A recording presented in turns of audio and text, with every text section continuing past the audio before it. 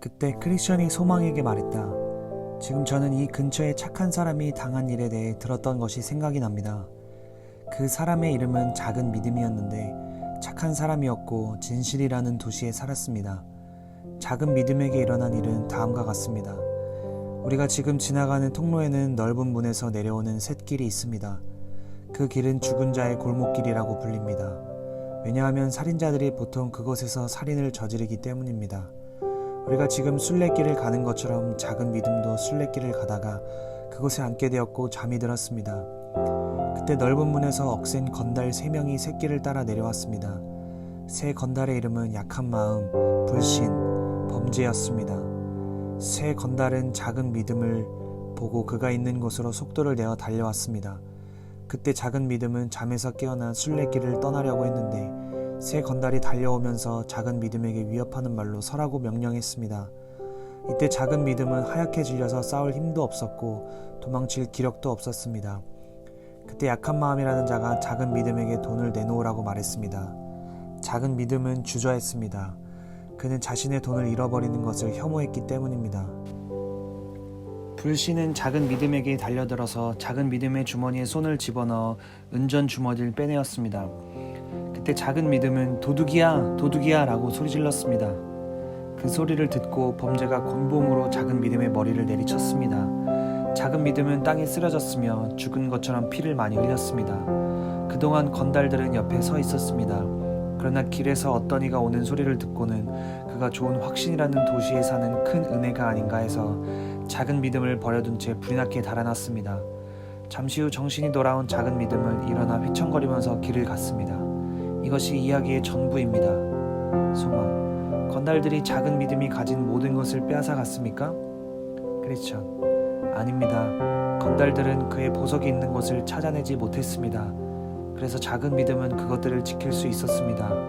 그러나 제가 듣기에 착한 작은 믿음은 자신의 손실에 크게 괴로워했다고 합니다. 도둑들이 여행비의 대부분을 탈취해 갔기 때문입니다.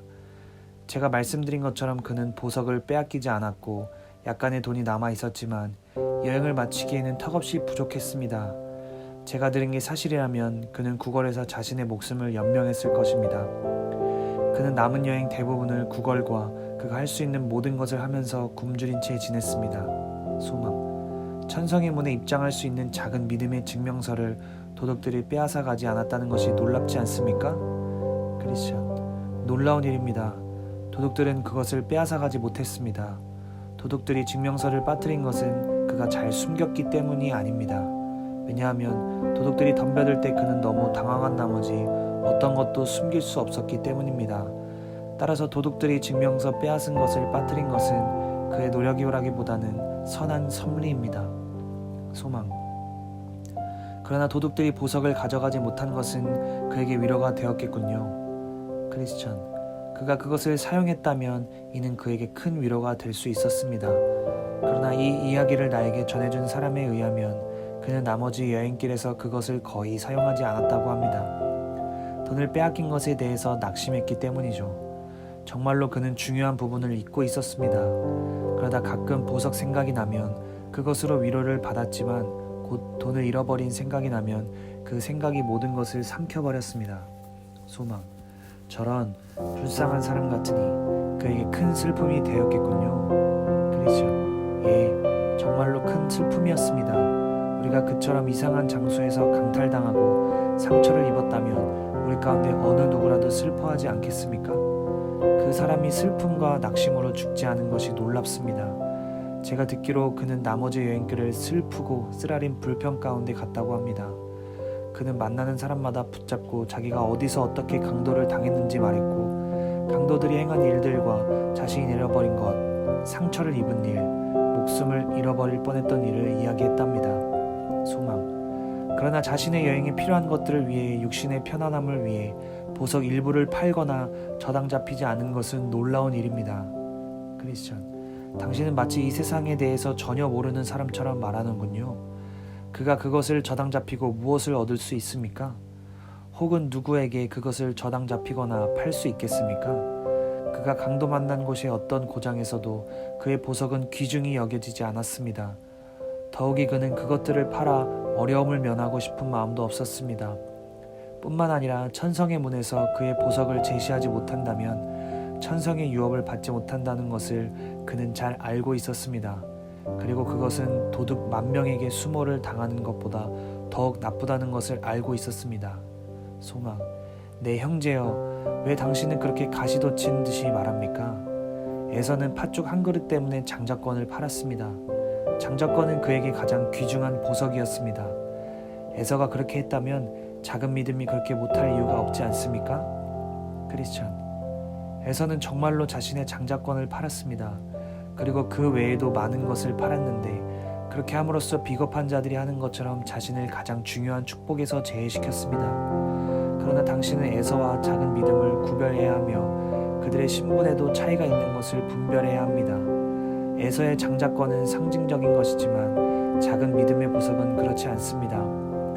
에서는 자신의 배를 신으로 섬겼지만 작은 믿음은 그렇게 하지 않았습니다. 에서는 육적인 미각을 만족시키려 했지만 작은 믿음은 그렇게 하지 않았습니다. 그 밖에도 에서는 자신의 정욕을 채우려는 것 외에 아무것도 보지 못했습니다. 에서가 이르되 내가 죽게 되었으니 이 장자의 명분이 내게 무엇이 유익하리요. 그러나 작은 믿음은 비록 믿음이 작았지만 작은 믿음을 가지고 방종의 삶을 피했고 장자권을 판 에서와 같이 보석들을 팔기보다는 그의 보석을 소중히 여겼습니다. 당신은 에서가 믿음, 아니 작은 믿음이라도 있었다는 것을 어디에서도 읽어보지 못했을 것입니다. 그러므로 육신이 요동칠 때 그의 장자권과 영혼 그리고 모든 것을 지옥의 마귀에 팔아버리는 것은 놀랄 일이 아닙니다. 왜냐하면 이런 것은 마치 발정한 암나귀와 같기 때문입니다. 너는 광야에 익숙한 들 암나귀들이 그들의 성욕이 일어나므로 헐떡거림 같았도다. 그 발정기에 누가 그것을 막으리요. 그들의 마음이 육신의 정욕에 붙잡히면 그들은 어떤 희생이 있더라도 그것을 채울 것입니다. 그러나 작은 믿음은 전혀 다른 기질을 소유했습니다. 그의 마음은 신적인 것에 있었고 그의 생활은 영적인 것과 하늘의 것을 사모하는 것에서 나왔습니다. 따라서 이 같은 기질을 가진 사람이 설령 꼭 사야 할 것이 있다 할지라도 헛된 것으로 마음을 채우기 위해서 보석을 팔겠습니까? 사람이 자신의 배를 건초더미로 채우기 위해서 단돈 10원이라도 쓰겠습니까? 아니면 당신이 산비둘기를 설득해 까마귀처럼 살도록 할 수 있겠습니까? 믿음이 없는 자는 자신의 육신의 정욕을 위해서 자신이 갖고 있는 것과 자신을 저당 잡히고 팔 수 있지만 비록 작은 믿음이라도 구원의 믿음이 있는 자는 그렇게 할 수 없습니다. 따라서 형제여, 당신이 여기에서 잘못 생각했던 것입니다. 소망, 저의 잘못을 인정합니다. 그렇지만 당신의 엄격한 의견이 저를 화나게 만듭니다. 크리스천, 왜요? 당신은 마치 한 번도 밟아보지 않은 길을 자신의 생각으로 고정시키고 이리저리로 달려가는 활발한 새와 같습니다. 그러나 이제 그만 넘어갑시다. 토론한 것을 심사숙고하면 당신과 나 사이의 모든 것이 원만하게 될 것입니다. 소망, 그러나 크리스천 씨, 제 생각의 강도들은 단지 겁쟁이라는 생각이 듭니다. 생각해보세요. 길에서 누가 오는 소리를 듣고 그렇게 도망칠 수밖에 없었나요? 왜 작은 믿음은 용감하지 못했습니까? 제가 생각하기에 그들과 한번 맞서보고 더 이상 방책이 없을 때 행복해도 되었을 텐데요. 크리스천, 많은 사람이 그들을 겁쟁이라고 말합니다. 그러나 그러한 시험을 만났을 때 그렇게 하는 사람은 거의 없습니다. 용감한 마음에 대해서 말씀드리겠습니다. 작은 믿음은 용감한 마음이 없었습니다. 내 형제여, 내가 듣기에 만약 당신이 그러한 일을 당하면 한번 싸워본 후에 항복하겠다는 것인데 이는 진실로 배부른 소리입니다. 그들이 우리에게서 멀리 떨어져 있기 때문에 이런 생각을 하는 것입니다. 만약 그들이 작은 믿음에게 나타난 것처럼 당신에게 나타나면 그때는 당신도 생각이 달라질 것입니다. 다시 생각해 보십시오. 그들은 행인을 터는 도둑들입니다. 그들은 무적행의 왕을 섬기는 자들이며 왕은 필요하다면 그들을 도우며 그의 목소리는 우는 사자와 같습니다. 나는 작은 믿음과 같은 일을 당한 적이 있습니다. 굉장히 무서운 일이었습니다. 그 악한 3명이 나에게 덤벼들었습니다. 나는 그리스도인답게 처음부터 저항했습니다. 그들은 소리쳤고 자신들의 왕이 나타났습니다. 나는 속담에 이른 것과 같이 단돈 10원을 위해서 내 목숨을 내놓으려고 했습니다. 그러나 하나님의 도우심으로 나는 증거의 갑옷을 입었습니다. 하지만 비록 내가 갑옷을 입었을지라도 사나이처럼 행동하는 것이 어려운 일임을 알았습니다. 전투에 직접 참여하지 않고서는 자신이 사나이처럼 싸울 것이라고 말할 수 없습니다. 소망. 그러나 당신이 아시다시피 그들은 큰 은혜가 오는 줄로 생각하고 도망치지 않았습니까? 크리스천. 사실입니다. 그들이나 그들의 주위는 큰 은혜가 나타나면 자주 그렇게 달아납니다. 놀랄 일은 아닙니다. 왜냐하면 큰 은혜는 왕의 투사이기 때문입니다. 나는 당신이 작은 믿음과 왕의 투사의 차이를 구별하리라 믿습니다. 모든 왕의 신하들이 왕의 투사는 아니며 그렇게 될 수도 없는데 큰 은혜처럼 전쟁의 위협을 달성하려고 노력해도 투사가 되지 못할 수도 있습니다. 어린아이가 다윗처럼 골리앗을 물리칠 수 있다고 생각하십니까? 혹은 굴뚝새에게 황소와 같은 힘이 있다고 생각하십니까? 어떤 이는 강하고 어떤 이는 약합니다. 어떤 이는 큰 믿음을 갖고 있으며 또 다른 이는 작은 믿음을 갖고 있습니다. 이 남자는 적은 믿음을 가진 사람 중 한 사람이었고 그래서 궁지에 빠진 것입니다. 소망. 큰 은혜가 도둑들을 대했으면 좋았을 텐데요. 크리스천. 그렇게 되었다 하더라도 큰 은혜에도 힘들었을 것입니다. 큰 은혜가 무기를 잘 사용한다 할지라도 그들에게 칼끝이 향하고 있을 경우에만 그들을 막을 수 있기 때문입니다. 만약 약한 마음, 불신 혹은 다른 자들이 둘러쌌다면 상황은 어려워질 것입니다. 그들이 큰 은혜의 발꿈치를 칠 수 있기 때문입니다. 당신이 아시다시피 사람이 넘어지면 무엇을 할 수 있겠습니까? 큰 은혜의 얼굴을 잘 살펴보면 상처와 흉터들을 볼 수 있는데 내가 말씀드린 것에 대한 증거입니다. 나는 언젠가 우리가 힘에 지나도록 심한 고생을 받아 살 소망까지 끊어졌다라고 말하는 것을 들었습니다. 이 악한 불안당들과 그의 동료들이 다윗을 어떻게 근심시키고 슬프게 만들었습니까? 해만과 히스기야도 그 당시 투사였고 불안당들에게 공격을 받았을 때 무진했었지만 그들의 겉옷은 상당히 손상되었습니다. 베드로도 그 당시에 자신이 할 수 있는 것을 하겠다고 나섰습니다. 그러나 베드로가 사도들 가운데 으뜸이었다 할지라도 불안당들은 베드로를 조정해 그가 소녀의 말에 두려워하도록 만들었습니다. 뿐만 아니라 그들의 왕은 그들의 호각 소리에 귀를 기울이고 있습니다. 그래서 소리를 듣지 못한 적이 결코 없습니다. 만약 자신의 부하들이 어려움에 처하게 된다면 가능한 한 왕은 그들을 돕고자 나타납니다. 그래서 왕에 대해서 다음과 같이 말합니다. 칼이 그에게 꽂혀도 소용이 없고 창이나 투창이나 화살촉도 꽂히지 못하는구나. 그것이 쇠를 지푸라기같이 놋을 썩은 나무같이 여기니 화살이라도 그것을 물리치지 못하겠고 물맷돌도 그것에게는 겨같이 되는구나. 그것은 몽둥이도 지푸라기같이 여기고 창이 날아오는 소리를 우습게 여기며. 이럴 때 사람이 무엇을 할 수 있겠습니까? 만약 사람이 욥의 말을 하고 말을 탈 수 있는 용기와 기술이 있다면 그가 큰 일을 할 수 있을 것입니다. 말의 힘을 내가 주었느냐? 그 목에 흩날리는 갈기를 내가 입혔느냐? 내가 그것으로 메뚜기처럼 뛰게 하였느냐? 그 위험스러운 콧소리가 두려우니라. 그것이 골짜기에서 발꿈질하고 있음을 기뻐하며 앞으로 나아가서 군사들을 맞대 두려움을 모르고 겁내지 아니하며 칼을 대할지라도 물러나지 아니하니 그의 머리 위에서는 화살통과 빛나는 창과 두창이 번쩍이며 땅을 삼킬 듯이 맹렬히 성내며 나팔 소리에 머물러 서지 아니하고 나팔 소리가 날 때마다 힝힝 울며 멀리서 싸움 냄새를 맡고 지휘관들의 호령과 외치는 소리를 듣느니라.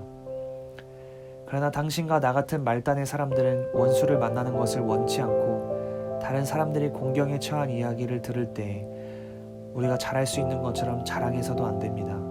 또한 우리 자신이 사나이답다는 생각으로 마음을 높여서도 안 됩니다. 왜냐하면 그런 자에게는 시험을 당할 때 더욱 어려운 일들이 일어나기 때문입니다. 내가 앞에서 언급했던 베드로는 허황된 마음으로 충동되어 다른 모든 사람보다 주를 위해 큰 일을 하고 견딜 수 있다고 큰소리쳤습니다. 그러나 이런 악당들에 의해 격퇴되어 넘어졌습니다. 따라서 우리가 왕의 대로에서 그러한 강도들이 행한 것을 들을 때 우리가 해야 할 일은 두 가지입니다. 첫 번째, 무장을 하고 방패를 확실히 가지고 나아가야 합니다.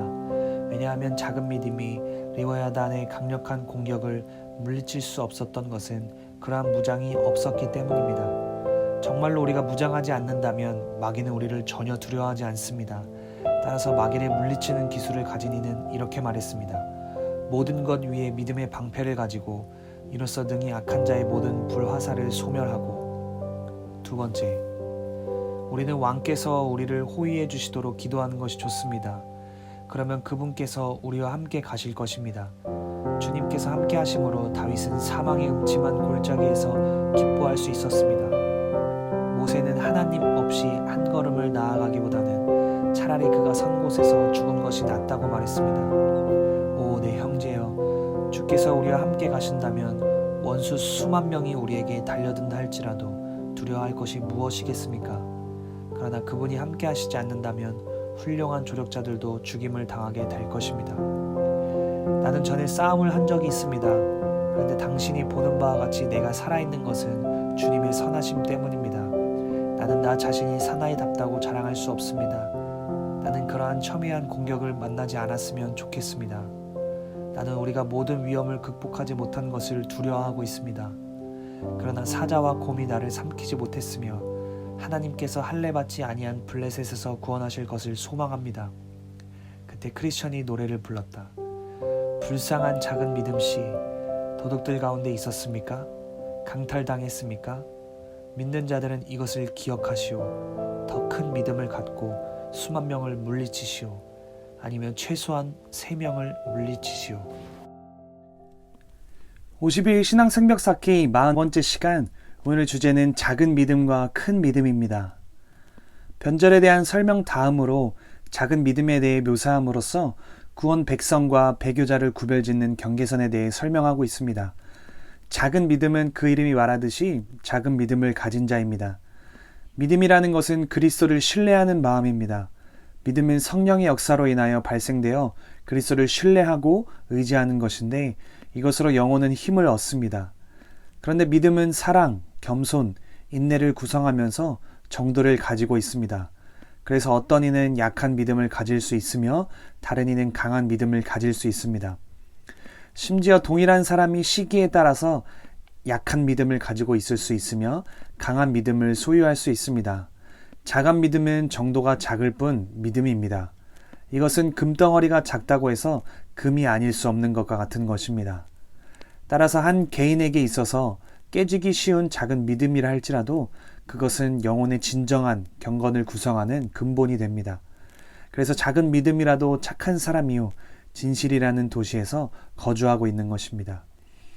믿음은 그 힘에 따라 작은 믿음과 큰 믿음으로 구별하는데 성도의 영적인 삶과 행복의 정도에 있어서 미약하다면 작은 믿음이고 힘이 있다면 강한 믿음입니다.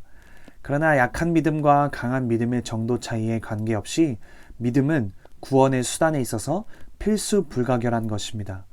겨자씨만한 작은 믿음이라도 그 믿음으로 그리스도를 심령에 계시게 하고 그것으로 양육되어지며 영생에 대한 확신을 가지게 합니다.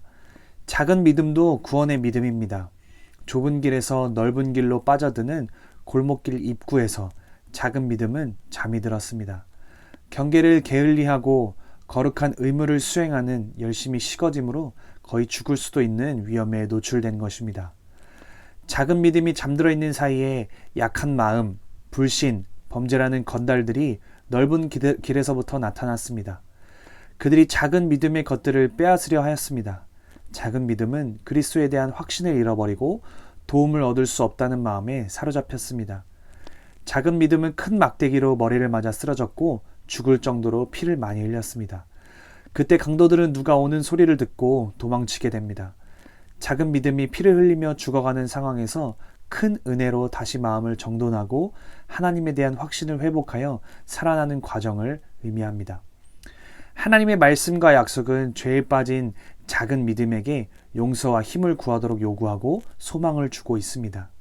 하나님의 큰 은혜로 다시 확신을 회복한 작은 믿음은 순례의 길로 얼른 달려갔습니다. 작은 믿음은 도둑들에게 보석들을 빼앗기지 않았습니다. 여기서 보석들은 영적인 삶의 원리로 믿음, 소망, 사랑을 의미합니다. 작은 믿음이지만 그것을 그의 마음에 깊이 간직하고 있었기 때문에 잃지 않았습니다.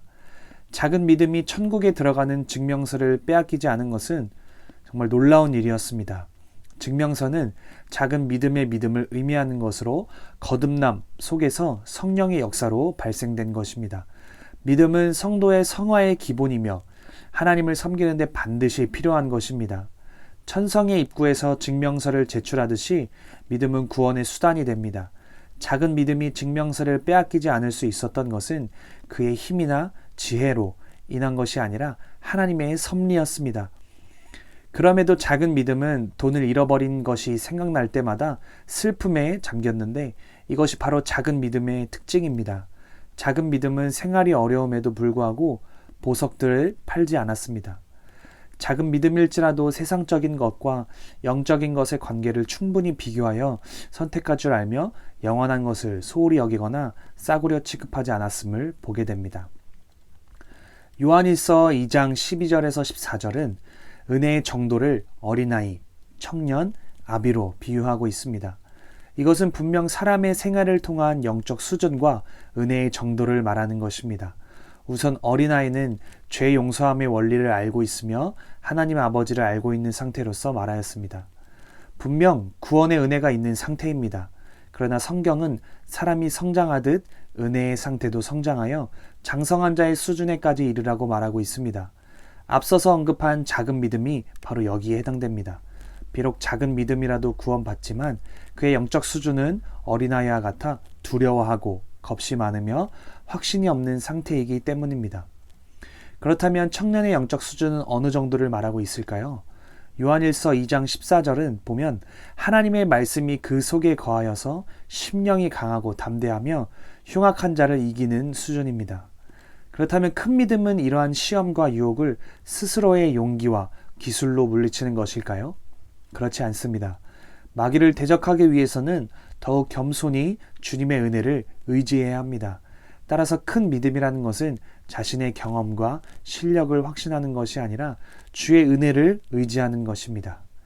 다음으로 아비의 수준이 나와 있습니다.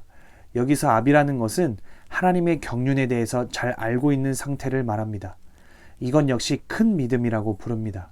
성도들은 이 땅에서 때로는 이해할 수 없는 고난과 역경들을 만나게 됩니다. 그럼에도 큰 믿음을 가지고 있다면 고난과 역경 속에 담겨있는 하나님의 뜻을 이해하고 그것을 통해서 이루시고자 하는 하나님의 목적을 깨닫게 됩니다. 큰 믿음의 상태는 외적 환경이나 상황에 따라서 흔들리지 않습니다. 그 심령은 더욱 주를 바라고 소망을 가집니다. 우리는 작은 믿음도 구원받을 수 있는 믿음이니 그것에라도 안주하려는 마음을 가질 수 있습니다. 그러나 우리에게 진정한 구원의 은혜가 있다면 그 상태가 작은 믿음이라 할지라도 성장하려는 갈망이 그 속에 있을 것입니다. 그렇기 때문에 우리는 보다 구원의 은혜가 분명하게 나타나는 큰 믿음으로 성장하기를 날마다 갈망해야 할 것입니다. 그리고 그리스도를 아는 지식에 더욱 자라나 확신에 거하기를 소원해야 할 것입니다. 오늘 하루도 나의 믿음이 성장되어지는 귀한 날이 되기를 예수님의 이름으로 축복합니다. 기도하겠습니다. 하나님, 오늘도 하나님의 은혜를 구하며 사모합니다. 작은 믿음, 연약한 믿음일지라도 오늘 하루 주님을 의지함으로 나아가오니 주님, 나의 믿음이 한층 더 성숙되어지는 오늘 하루 될 수 있도록 도와주세요. 예수님의 이름으로 기도합니다. 아멘.